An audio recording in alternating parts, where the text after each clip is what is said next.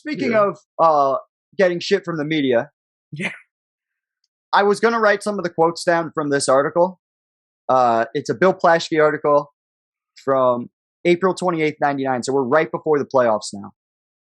And who else?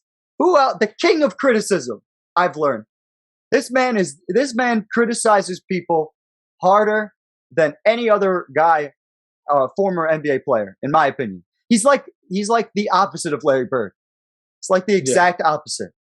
In Wilt fucking Chamberlain. Yeah. He's been critical of everybody after him. Well, everybody. It's because he's like the most fragile male ego, like, example you could think of. The instant somebody touches his ego, he has to go like times 1,000 at them. It's like Shaq times 1,000. I was about to say. Yeah. But I just feel like 1,000. I feel like the reason both Wilt and Shaq are like that is because of how they got it. Like, Wilt probably looked at Shaq. In reality, like, Wilt probably looked at Shaq as the closest thing to him. Yeah. Like, in terms of the dominance and, like, just being a man amongst children. So, like, he probably looks at him like that. So he's criticizing him the same way he got criticized. And that's why I feel like, and I know you're going to go through some of these things, but I feel like the reason Wilt is criticizing Shaq, especially in this season, even though he sounds like a grumpy old man, he really is comparing Shaq, like, he's seeing Shaq's issues as the same kind of issues he had in the beginning of his career. And he realized, like, once he became more defensive minded, he started winning more. And I think that's why he was giving Shaq that criticism. He was saying that he has to, and this is probably why, because remember, I was always asking, like, why are people not looking at Shaq as a defensive player when he's averaging 2 to 3 blocks a game? Yeah. And Wilt's kind of pointing out situations in certain games where Shaq's taking off defensive assignments and stuff like that.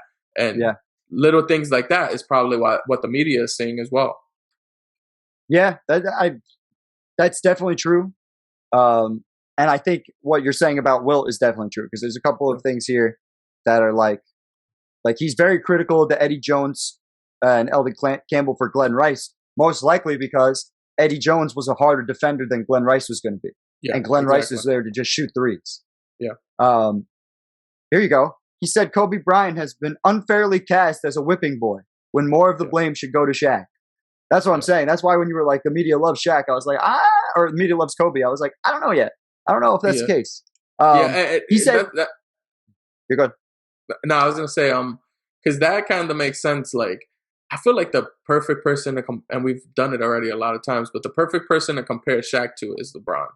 Like, in terms of the way that they control the media and stuff. And that's kind of happened with LeBron too. Wherever he's went, like, whoever's second or third has always become like the who they're blaming it on. You know, like Kevin Love, Chris Bosh, stuff like that. Yeah. And so here you go. He said the entire organization needs to change its focus from flashiness to fundamentals, from scoring to defense. Much to your point you just made about that's what happened with Wilt, and that's when he finally started to win. Yeah. But do you think he defended Kobe? I was going to say, do you think he defended Kobe more so because of Shaq hate and just picking a side? Because he's realizing you got to pick a side right now, so he's taking Kobe's side? Or do you think he was being legit? Oh, you never know with this fucking guy, because he, like I said, he hated on every major center after him. Yeah. Like, big time. Even Kareem, who he was friends with for a while. Yeah. Once he retired, just shit all over. Oh, yeah, he did. Yeah, that's true. That's true. If you look at past history, it makes sense that it's the... But he is making logical points, though, in here. So that's why I feel like it could go either way. He would have been the best. Oh, man. I don't know why I'm just thinking this now, but he would have been the fucking man on First Take and Undisputed. Oh, my God. Wilt Chamberlain would have been fire on those programs. Yeah. Holy shit. Because he would have been like... he would have been like a 7'1" LeVar Ball. Just fucking talking crazy shit. Crazy shit. Being a massive character. Yeah. And but he would have had like backing to what he was saying too. Like, that's what I'm saying. Like LeVar Ball's over here talking shit like, I could beat Michael or whatever. Like, Wilt could actually like make an argument. Like, I could pick up Michael Jordan and snap him in two. Yeah. Yeah. But yeah, he goes, if Shaq has been chosen to be the team leader, Has he been? This is your point. This is what you were talking about in previous legacy breakdowns, where you were like, has he really been a leader? He needs to do more of it, by example, Chamberlain said. He needs to get down the court and play defense instead of cherry picking by the basket for all those dunks. Savage. Too often is the other team on offense, and Shaq is not even a half court. Everybody talks about his points when we should be looking closer at his rebounds and block shots and defense. Very interesting. The Sonics passed the ball down the court for a dunk, and where was Shaq? Shaq had not even crossed the half court line. When you rest on offense, not defense. Fascinating. Fascinating coming from a guy who put up more shots and points than anybody in history. Yeah. Shaq is a championship player if he plays a certain way, but he's not playing that way right now. This is not a personal knock on Shaq. It's just something he needs to improve. Yeah. Like, that's what, like, to me, that's real shit. Like, and maybe that's why a lot of people might have not, like, took, like, even with, I've never, like, really, like, read into, like, his knocks on Kareem and stuff like that. But, like, maybe, like, if you actually take what he's saying as what, you know, like, as what it is, instead of thinking of it, like, as him being a hater, because right there, that's legit points. Like, those are legit points that he's making. And and it's not like he's just making them and then bringing up, like, blank situations. He sings specific situations in games. This is, I think, one of the most accurate things in this whole article. Let me ask you, was that showboating, talking about Kobe missing a game-tying tip-in of a missed free throw in the final moments of an eventual win at Golden State? So we're talking about them going into overtime.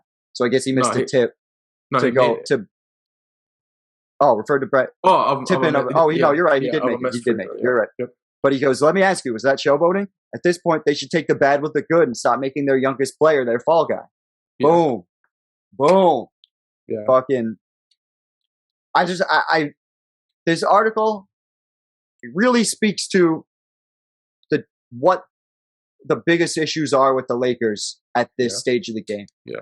And what they need to fix if they want to win. I couldn't believe Wilt Chamberlain was this accurate. Yeah. But I'm sure it's crazy because Phil did a lot of what he said. Like, so that's the next thing. That's the next thing that we're getting to. So in the beginning of May, Phil Jackson says the Lakers are one of 4 teams to reach out to him about the 99-2000 season. Because they're in a transitional period with their coach. Obviously, Rambis was hired in the middle of the year. He was an assistant coach for them before that point. It's usually what happens in mid-year firings. Yeah. But I think that's super interesting, and you know, I thought that was cool. Another reason Wilt kind of did this is because him and Jerry West have been like had a rift between them. That's the other thing. Yeah, he comes at Jerry West in this article. Yeah, too. and he said so. Apparently, Jerry West always thought that him and Wilt Chamberlain and Elgin Baylor had issues with each other, and Wilt says that Jerry West. He said Jerry West always, like, he took what they were saying to each other too serious. And he didn't realize it was like locker room talk or whatever. And that all that made me think was, like, that's like a white person seeing 2 hood niggas talk shit to each other and thinking, like, this is mad real. Like, what's happening right now? That is hilarious. You know what I mean? Like, shit, that's like, funny. If you really, like, just bring, like, a random shit, that's amazing. That is amazing. Oh my god! See them just snapping at each other. Not only that, this motherfucker's from Virginia. Yeah, Jerry West is from Virginia. Yeah. Holy shit, that's funny for sure. One more thing for Wilt Chamberlain that I just found very interesting in this conversation, like, because this whole, like, article is very interesting to me. Yeah, so me too. He talked about, like, joining a group to buy the Lakers if the Buss family wanted to sell it or whatever. Wow. And it's funny because, like, his approach to basketball, because he was saying that he didn't really watch that much games and stuff. Like, he only watched the Lakers every once in a while. And to me, him and MJ besides the last couple of years with MJ, but had such a similar retirement to the NBA. It was like they gave it their all and they were away from it. They didn't really want to be in it that much. unless they were owning something. You know what I mean? That's fair. Like, I feel like it was very simple. And that's kind of like, even with Kobe, like when Kobe, like it was like Kobe just like legitimately like cut ties with the NBA almost. Like besides And training then he started people, acting. But he was, right before he passed, Kobe passed. Right before Kobe passed, he was right about to get back into it.